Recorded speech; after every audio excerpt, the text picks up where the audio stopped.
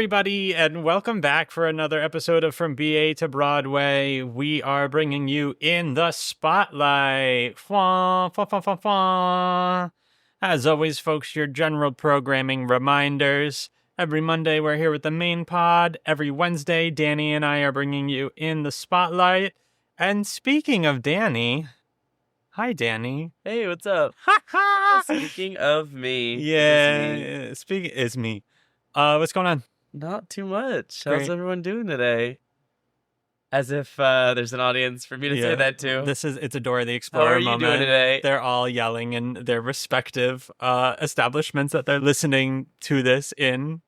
Oh God, it's gonna be a long episode. Yeah, no, it's gonna be so quick. Okay, folks, guess what? Today we're here to talk about probably one of my favorite musicals, I would say, which would be Rent. It's something that we all have to pay. It's something that we used to do with videos and DVDs. And yeah, It's a musical with music, lyric, and books by Jonathan Larson, loosely based on the 1896 opera La Bohème by Puccini. That's exactly right. We know Rent. We love Rent. We sure do. Rent. This was an intimidating episode because there's a lot to talk about with Rent. Yeah. It's just like Yeah. Don't mess it up. one of those shows with such a deep history. I was Listen. reading up on it, and there's a lot to happen. You have to be so respectful right now. Yeah, I know. What a challenge. I'm gonna do. I think we all know Rent. I don't want to make assumptions. I think we I think we all know Ren. I think we all know Rent, and if you don't, get off the podcast. So I'm gonna do a very baseline synopsis, and then I'll talk about the characters. Absolutely. Because it's actually a very convoluted plot Yeah, to dissect into like a paragraph. For sure. I was like, how am I going to do that? Like, what actually is the plot? What is the plot of Brent, and how do we make it concise? And the answer is we don't. There you go. So overall, Rent tells the story of a group of poor young artists who are struggling to survive and create their art in the East Village of Manhattan amidst the HIV/AIDS crisis in the days of bohemian culture of Alphabet City. So the show focused on primarily two roommates, Mark Cohen, who is an independent filmmaker, and Roger Davies, who is a musician who is HIV positive.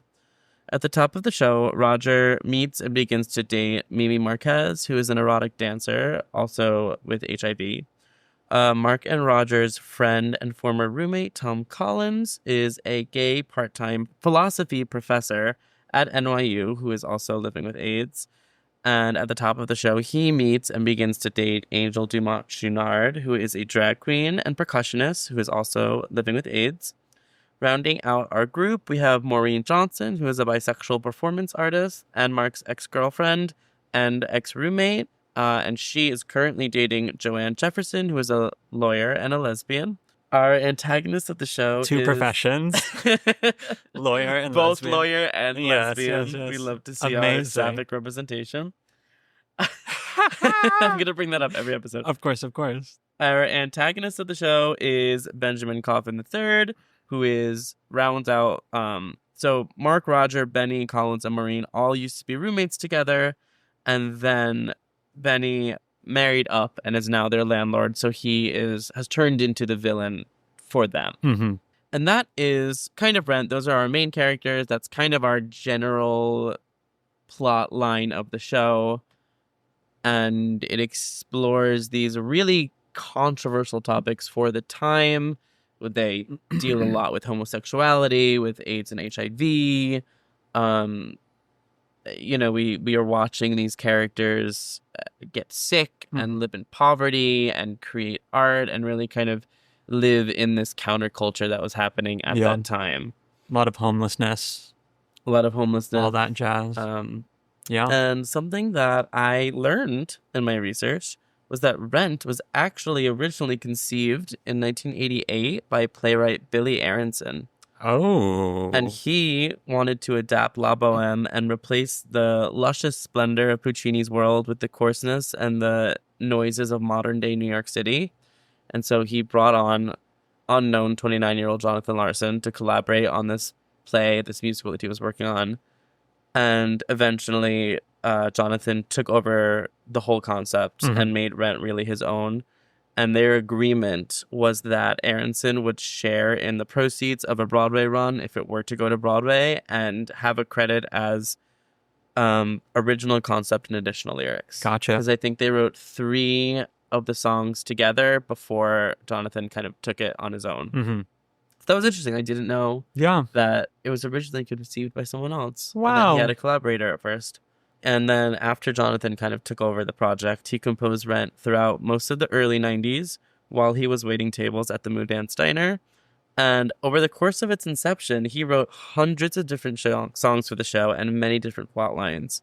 So I think his process was really creating like a living document that became the libretto. Yeah. It had its first staged reading at the New York Theater Workshop in March of 1993. And I think over 10 songs were cut after this reading because they were like, this is way too long. It's a wonderful musical, but we need to make some hardcore edits. I can't even imagine what other auxiliary plot lines could have happened. Well, originally the plot was very different. I think Roger was a painter. Oh. All of the characters except for Mark had HIV, including Maureen and Joanne. Gotcha. So I think it was like very different. And you can kind of tell by the structure of the show that, like things aren't locked into place. Like, for sure. I see the show and I could totally see how things could be different and how different characters, could have clearly evolved throughout his time writing it. So in that early 1993 reading, both Anthony Rapp and Daphne Rubin Vega played Mark and Mimi. Which is so cool. I think it's so awesome when performers are with the show from the like original inception. Yeah. Not just like the original production, but the original reading. For sure. And just think of how many iterations they have seen the show through. And what a legacy this one is in particular. It's insane. Yeah. And so then the show opened in 1986 at the New York Theater Workshop, directed by Michael Greif. And it kind of immediately became a hit. It received rave reviews. It inspired this ginormous fan base. They were playing in a 150-seat theater because New York Theater Workshop is tiny, and they were selling out every single performance. And unfortunately, what is the kind of the lore of the show is that the morning of their first preview of that production on January 25th, 1996, Jonathan Larson unexpectedly died from an undiagnosed aortic dissection. Crazy. So it was completely, he was so young. He was in his early 30s. Yeah. Completely unexpectedly passed away right on the brink of his, the biggest success anyone could ever imagine. Yeah. And I think it also cements Rent in a really interesting spot where I would bet that he wasn't done writing the show. I would agree that we have this unfinished piece of theater that has become such a standard. I think that's very potent with the show, is kind of the lack of certainty with all of that. It feels very appropriate for that, It does, and it's rough around the edges, and that's the style of the show. But I think that is so fascinating. Yeah. I think some tweaks were made. Obviously, they had to be when they were bringing it into a production, especially when they transferred to Broadway. But I think the creatives were probably in a really tricky spot of, what are we, we want to honor and preserve his work the way that he left it, but also we know that this is unfinished. So like, what is there to touch? What is there to change? And that's just so interesting. And we'll never know like what he changed, but I'm sure he would have made changes throughout that run.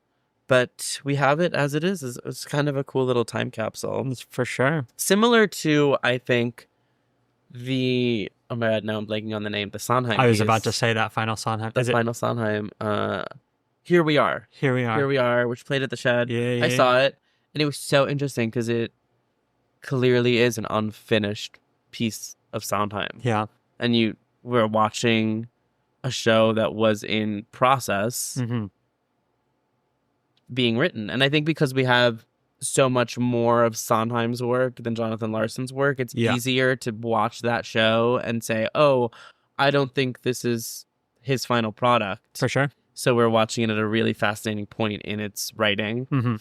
But Jonathan Larson, we don't really have as much material from him because he was so young. Exactly. So Rent is, we have Tick, Tick, Boom, which we can talk about later. But other than that, we don't really have all that much from him. No. So, moving on. The show was in such high demand, they needed a bigger theater, so they transferred to the Nederlander Theater in 1986 for a Broadway run. It was, again, directed by Michael Graves, and it is listed as the 11th longest-running Broadway show in history. Interesting. And the original Broadway cast, I mean, this is one of those shows that is so cool, too, because it created stars. Yes. Like, these are all people who were nobodies, and now they're in this huge, huge musical, and a lot of them have gone on to obviously huge careers. Absolutely. So we have Anthony Rapp as Mark, Adam Pascal as Roger, Daphne Rubin Vega as Mimi, Jesse L. Martin as Collins, Wilson Jeremiah Heredia as Angel, Adina Menzel as Maureen, Freddie Walker as Joanne, and Tay Diggs as Collins. They were nominated for a bajillion awards. Jonathan won Best Book and Best Musical and Best Lyrics, and Wilson Heredia won Best Supporting Actor. Adam Pascal, Daphne Rubin Vega, and Adina Menzel were all nominated. So that is insane. It's insane to just think of. For sure. You know, Adina Menzel was nobody. She was a bar mitzvah singer on Long Island when she booked this gig. Crazy. That's what she was doing. Absolutely crazy. This show created the Adina Menzel that I think we all know. Where would we be without it, you know? I mean, Stephanie J. Block would have that alphabet, Tony. I guess if you right. know, you know. I guess you're right. But still. And so, about 3 years after Rent closed on Broadway, we had an off-Broadway revival at New World Stages. This one was very interesting because it was directed by Michael Graves, who obviously was the original director of Rent, but he completely reconceived the show, and it was completely different from the original Broadway production. Because something that happened with Rent, I think for better or for worse, the original production is cemented. Yeah. Like, a lot of people don't really reconceive Rent. For sure. People like Rent as they know Rent. They do Yeah. the staging. Usually the costumes are pretty much the same as the original. But I think something really cool about this, I mean, if you're going to bring Rent back to New York after only 3 years off Broadway, like, reconceive it. Yeah. And I actually saw that production, and it was really interesting. And we had Adam Chandler Barat as Mark, Brandon Victor Dixon was Collins, MJ Rodriguez was Angel, Annalie Ashford was Maureen. It was a really interesting production, and I mean, I remember specifically Annalie Ashford just did her own thing, which was really refreshing. Yeah. It wasn't a successful revival. Critics did not like it. I think people have a hard time with a reconception, especially of a show that is so cemented in theater history. For sure. But it was cool to see. It was cool to watch. Nice. You know, and it's like, yeah, do we need Mark in a scarf and glasses? Heard. You know, how necessary is that to the character, or is that just an iconic look from Anthony Rapp playing the part? For sure. You know? Yeah. And I mean, we've had this show's done everywhere. They've done tours, they've done Hollywood Bowl, they've done a bajillion things. But something really unique and exciting, I think, that we get is the 2005 film by Chris Columbus. Yeah. Because it's an adaptation. They didn't just film the musical. They adapted it. They wrote a book because the musical is mostly sung through. But they brought back the entire original Broadway cast to reprise their roles. Sans. Except for Daphne Rubin Vega was pregnant. So she was replaced by Rosario Dawson. And Freddie Walker actually took herself out. She thought she was too old to play Joanne. Did she take herself out, or did they take her out? I believe she took herself out. Okay. Everything that I found has said that she felt she was too old to play Joanne again. Gotcha. So they brought in Tracy Toms. And honestly, Rosario Dawson and Tracy Toms are fucking brilliant. No notes. Rosario is like my Mimi. Yeah, for she sure. is just... She's brilliant. She's wonderful. And I am obsessed. I know he was never going to win ever, ever, ever. But I love the fact that she was almost our first lady. Yeah. She was dating Cory Booker when he was running, was it 2016, 17? That's 18? crazy For, to like, think the about. Dem ticket. Oh my God. And I just, he was never a serious contender. But there was a chance. But I was like, there is a world where Rosario Dawson could have been our first lady, and the Republicans would have printed out screenshots of her as Mimi being like, "Do you want a stripper in the White House?" Like that would have happened. Yeah. 100%. Damn. Just iconic. So I really like that movie. I also Yeah. think it's nostalgic. I think I saw that before I saw it on Broadway. I saw that before I even That was like my delved into the musical. That was very my gateway. first, introduction to Rent. Yep. And so I always feel like whatever production, whatever movie you see first is kind of the one that you latch onto a bit. And so I think I'll always just have a very sentimental feeling toward the Chris Columbus movie. For sure. But what's also special, see, they give us so much with Rent. I want every Broadway show to have like the archives that Rent has. Yeah. Because then they filmed the final performance on Broadway in September of 2008. And they released it called, it's entitled Rent Live on Broadway. And this was really cool because for this company, for the closing cast, they kind of handpicked who they wanted for the cast. And it was some new people who hadn't done productions before, but a lot of them were people who had performed in iconic productions of Rent over the years.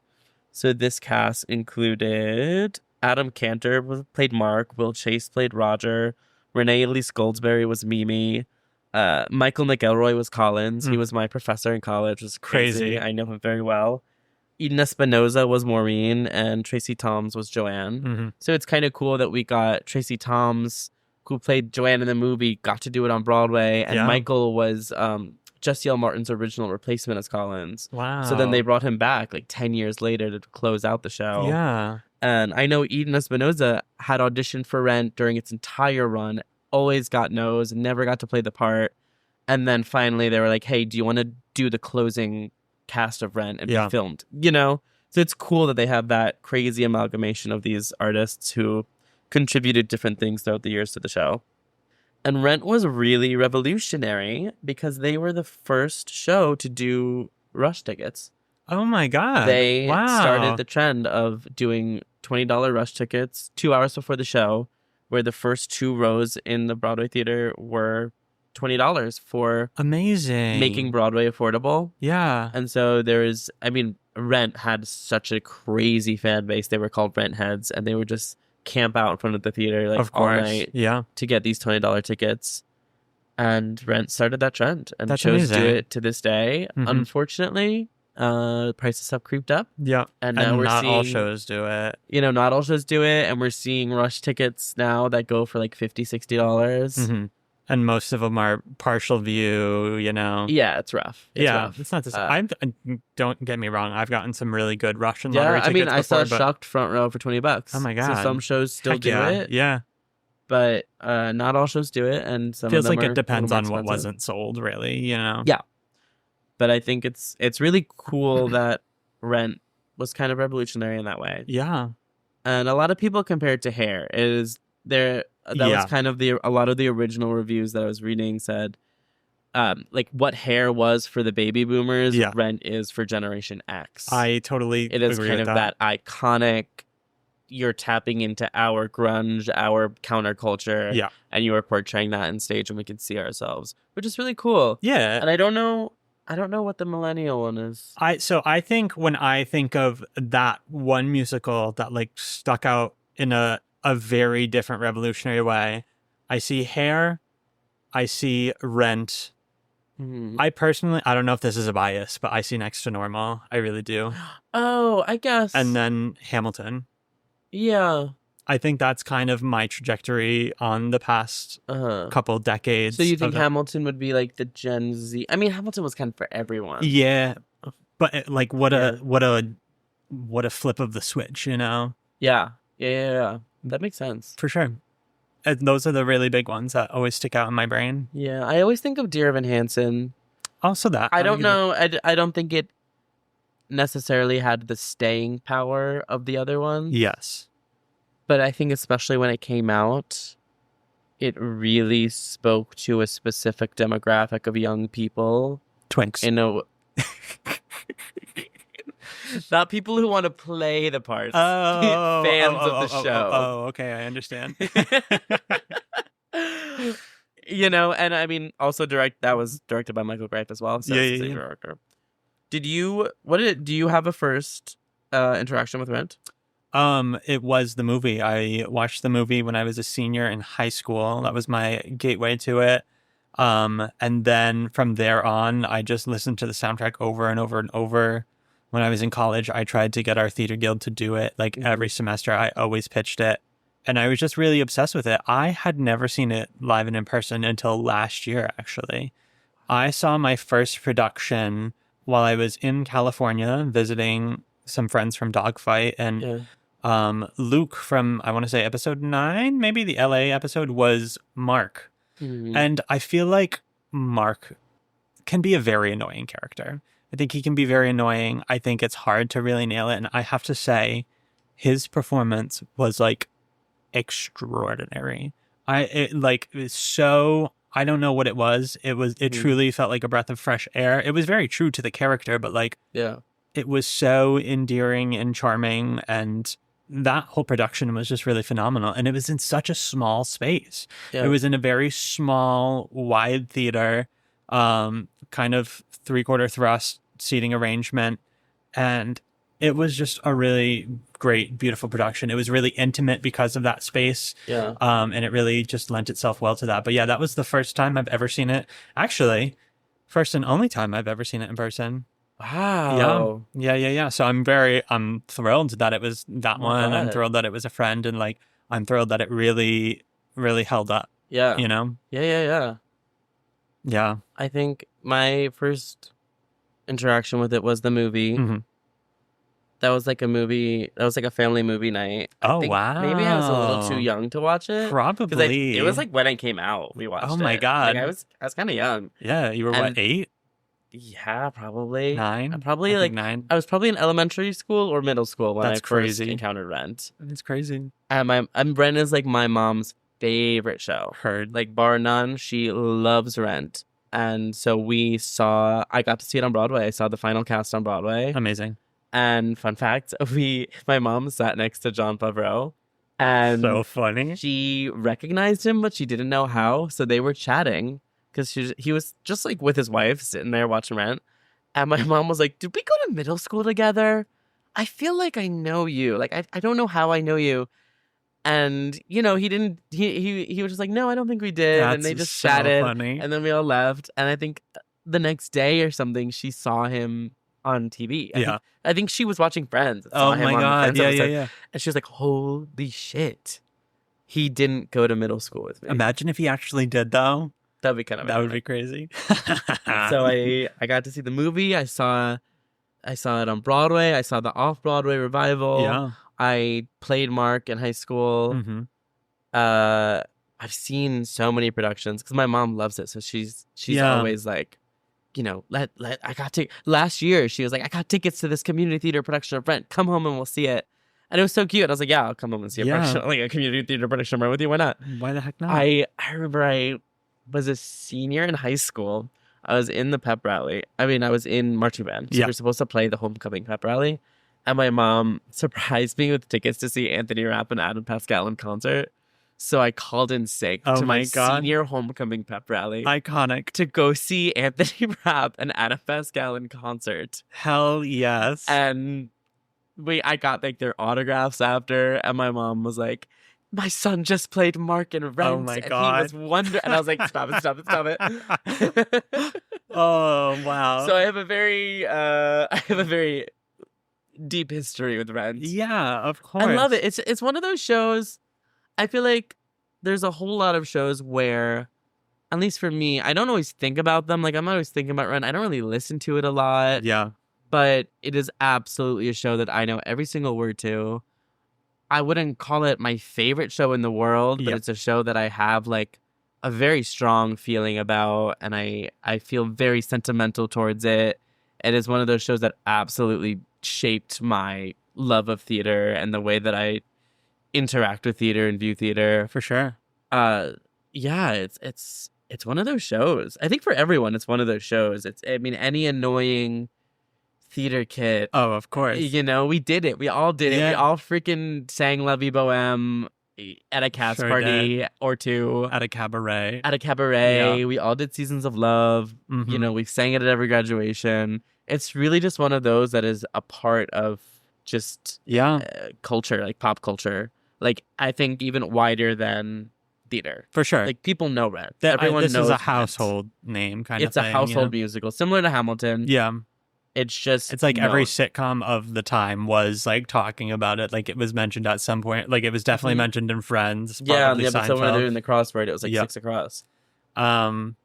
Yeah, I mean, it's just so special. I think this one was important for me to discover when I did, because like I still didn't really feel I didn't feel like I really fit into the world of musical theater completely yet. Like I still didn't have a incredibly pretty voice and whatnot, and like I didn't really grow up super like musically oriented, but like the music that I did know, it was like Bon Jovi.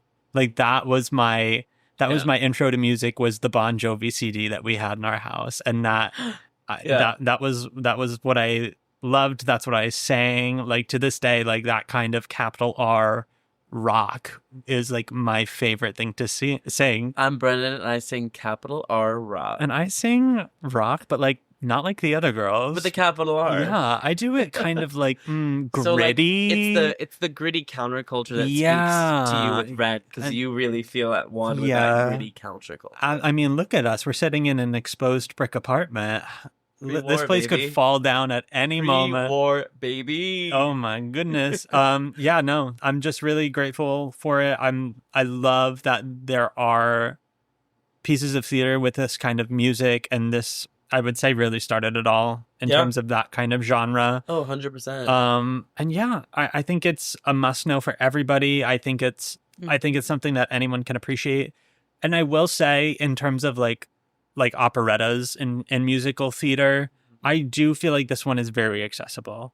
Oh, you know, this does feel like something that, even though it is mostly song, that anyone could sit down and like listen to it, understand what's happening. Yeah, it's cool in the way that it's completely sung through. Yeah, it's not like it's not Les Mis. No, you know. Yeah, where like Les Mis, you have to love musicals to like Les Mis, I think. Yeah. Rent, like, you don't have to love musicals. No. You don't have to sit deep in the heavy music and the heavy, you know what I mean? Yes. To have it, to feel it, and to be a part of it. Exactly. Which is, I think, really, really special about it. Yeah. And they did a production when I was in college. And similar, and I love a reconception. The director completely reconceived the show, and the idea was that it was a memory play, and so it was Mark, and everybody has died, and so he is watching. Actually, no, scratch that. I wasn't in it, so I'm remembering it as I'm talking about it. Okay, Roger is the only one who survived. Interesting. And he is watching Mark's documentaries, which is the musical. That's fascinating. Wow. And it was a really, really interesting directing choice. And I kind of loved it. I love that. I really thought it was fascinating because you would think it would be Mark. Of course. Obviously, Mark has that line where it's, I'm the one of us to survive. Yeah. It made that line insane. Oh, 100%. Insane. And so, and I think it also just speaks to the unpredictability of HIV and AIDS, where it's like, yeah, you could die tomorrow, or you could live 30 years with this illness, and it not affect you. And so then they, the two roommates had always lived with this kind of unspoken understanding that Roger would die of AIDS one day, and Mark would continue to live and have to figure that out. And in this production, it was like, wow, actually, Mark died of something we don't know. Yeah. And Roger is having to pick up the pieces of his life when everyone around him has died. Which is it was a fascinating production. Yeah. So interesting. And the cast was crazy. Yeah. Yeah. I mean, just that also just that time capsule of the AIDS epidemic in the prime of it is just it's so crazy. Because like truly, like, we are missing that whole generation of people in our community. Like it's not there. It's not there. It is so sparse. And it's crazy to just be able to look at this and see such a realistic portrayal of that world and that life and how things just weren't taken care of. Yeah. You I know? highly recommend reading. This isn't so much about Rent, but Harvey Fierstein's book, his memoir. What was it? I think it's called "I Was Better Last Night" or something. He's a New Yorker. He's like Yeah. a gay New Yorker in his 70s. He lived through that time period, and he talks about it. And it's really interesting to just hear a complete firsthand account of a gay man who lived through that time period. Yeah. Did not get HIV, and what he saw and what he experienced during that time. For sure. So highly recommend that read. Amazing. Yeah, and we've had it's just so cool. We've had so many performers, because the show's been around for so long. Yeah. And so many iconic actors have done all these parts. They 100%. did Rent film live. Yeah. The way they do those live musicals. They did a Hollywood what? The way they do those live musicals. Like The Okay, Sound of Music live, Grandpa. Annie live. They do those musicals. You know on the way they do those live on the musicals black box, on the in my living television room. screen. So they did Rent live. That was with I think Jordan Fisher, Vanessa Hudgens. Like those Yeah. crazy. Brandon Victor Dixon. Dixon. Yep. I think Telly Leung was in the Hollywood Bowl, and he did on Broadway for a million years. It was There was- Valentina was Angel. Yeah, Yeah. they've done a And million then they tours. had to completely kind of improv that entire thing because so the guy who played Roger, his name was Brennan. First of all, huge win for my community. Wasn't it Aaron Tveit? No, not live. He did it. He did Hollywood Bowl. Yes, sorry. he did Hollywood Bowl. He Yeah. broke his leg. He broke his leg Yes. after the final dress. Yeah. So they had to air the final dress footage. That is what they did for the entirety of the show, except for the very end, where they had everyone. So it wasn't live? I mean, no, it wasn't. I don't know if there were parts of it that they were doing. I thought the live thing. I don't remember if I watched it or not. I thought that they just restaged the whole thing last second, and he did the show with a broken leg. No, Why is that in my memory? because he came out at the end with Yeah. a huge cast. Yeah, Like you 'cause could it's tell, fresh. you could tell how bad of a break Yeah. it was because it looked like a freaking tire on his leg. Heartbreak. Yeah, And that was iconic because most of the original cast came and watched too, and they were in at it. the They were end, in right? the final number. Iconic. Yeah. And I think the first national tour was Neil Patrick Harris's first theater gig, Yeah, playing Mark, and like the national tour of Rent. amazing And we've seen some like really iconic performances. for sure. What a show. Yeah, what a show. And they have a school edition, which Mhm. Yeah. What are they suffering from? Like gingivitis or No, they still have AIDS. I think do they still have AIDS? Yeah. Oh, okay, great. I think. Did they cut? No, they didn't cut out the. You can't cut out the I don't AIDS know. and Rent. Like what? I like don't know. Tylenol break. I know. I think. They obviously cut out contact. Mm-hmm. But I would be shocked if they cut out the AIDS. I don't know. We'll find out eventually. We'll look at it. Yeah. If you've done a production of Rent School Edition, let For us know. sure, for sure. It's not AIDS. I think they cut out contact, and I think they cleaned up some of the language. Okay. I don't know. We didn't. I think I did the full version. I didn't do the. Yeah. I didn't do the. But we did cut out contact though. Of course. Because Yeah. you can't have an orgy at a high school. Our director was like, it was community theater. Oh, okay, great. Yeah, no, my high school did not do Rent. Like community Amazing. theater did Rent, and our director was like, we are absolutely doing the real thing, but I do feel uncomfortable directing contact with you underage people, so Yes. we're gonna cut that. But everything For else sure. is in. And yeah, this was a different time, everyone. She did have Maureen Moon in the audience. Good. And we got a ton of complaints. Of course. Because I think the girl was like 17. Okay, that's yikes. That I'll give you that. That's You know? yikes.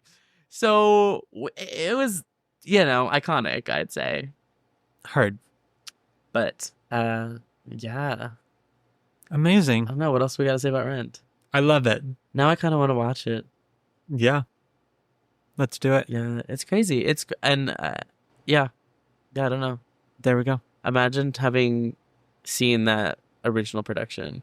That must have been electric and I don't know, I don't know. crazy. It was probably iconic to feel like the energy in that space. Yeah.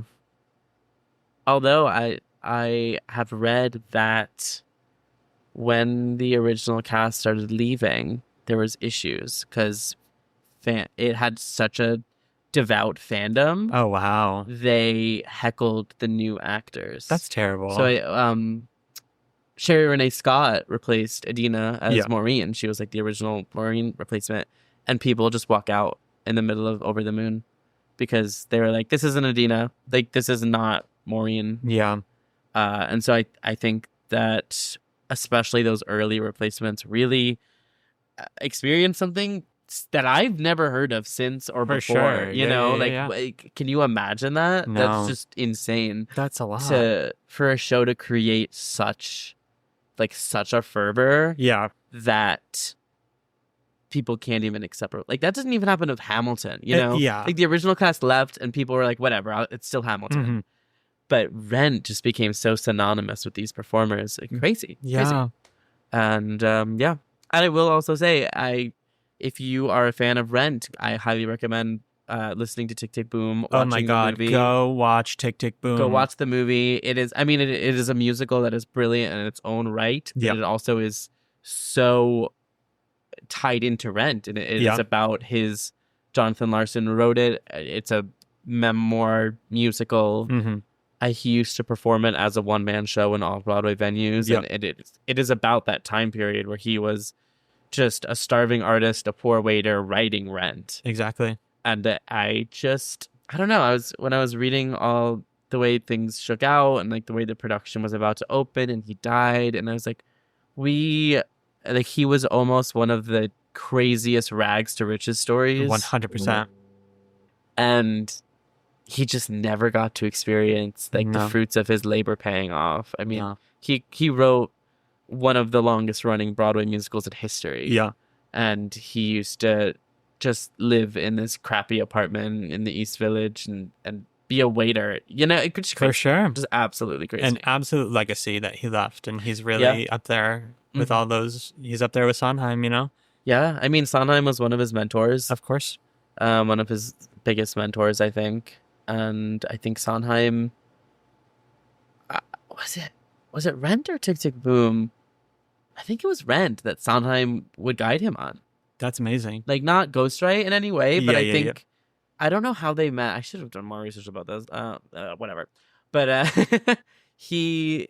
they connected. They knew each other. I think Sondheim had read several iterations of his works and was kind of giving him guidance. Yeah.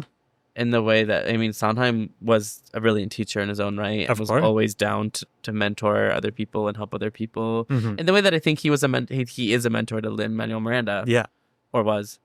And so, you know, like, it's crazy to think about what could have been a career. Yeah. What works we could have gotten from him. For sure. But, you know, how lucky that we got what we did. So lucky. And what he gave to gay little theater kids everywhere at their cast parties. Sure. Oh when they're going to do their little, you know, the La Vie Boheme dance that we all know. What all the Denny's had to endure for years to come. Absolutely horrendous. Oh, humiliating. Oh my God. Oh, you know, that's Rent. That's right. I think that's Rent. 100%. Yeah. Folks, as always, if there's a certain show you want to hear us talk about, you can let us know by joining us over on Patreon. That is correct. That is patreon.com/BA2Broadway. A lot of fun bonus content on there, and you do indeed get to pick what we're talking about here. So hop on over there. Just in terms of that right now, Apple is changing its policy. So if you are making a subscription via the app, like the app on your iPhone, it will charge you an extra fee. So I highly recommend you do it on a desktop, or you can do it on a MacBook. That'll be fine. But it's just iPhones and iPads. If you are making your subscription through there, there's extra fees. And I don't want you to have to pay extra for that. That's silly. They're worth it for this content. Oh, right? That's fair. Yeah. Anyways, you gotta get a sound cue. I really want sound effects. I'm looking into the technology to make that happen live. Like truly, that has Live? been. Oh yeah, I Can't you want just edit it in post? for sure, but I want to be able to insert it. Oh, God. Imagine what we could do, what we could riff off of with the live sound effects. I think every episode would like double in length. I- That's a bad idea. I can't wait. I can't wait. Stay tuned for that, folks. Anywho, you can find us on most social media at BA to Broadway. You can find me at Brennan Stefanik. Me at D Sauls, and I'd love to give a little assignment. Do it. DM us your cringy pictures of your community theater production of Rent. Oh, hell yes. Did Mark wear a scarf? Did he wear a knockoff sweater? Did he wear glasses? Let us know. DM us those photos. We'll post them on the story. Yeah. Heck What yeah. leather pants did they make that poor Maureen, Oh my 16-year-old girl wear? You know? Absolutely. There Let we us go. know. We want to know. Hell yeah. Okay, folks. Until next week. Measure your life in love. Measure your love. Life in love. I almost said measure your love in life. Measure your life. Measure your in live, love. laugh, love. Bye. From BA to Broadway is created, produced, and edited by Brennan Stefanik, music by Dylan Kaufman, and cover art by Jordan Vongsithi.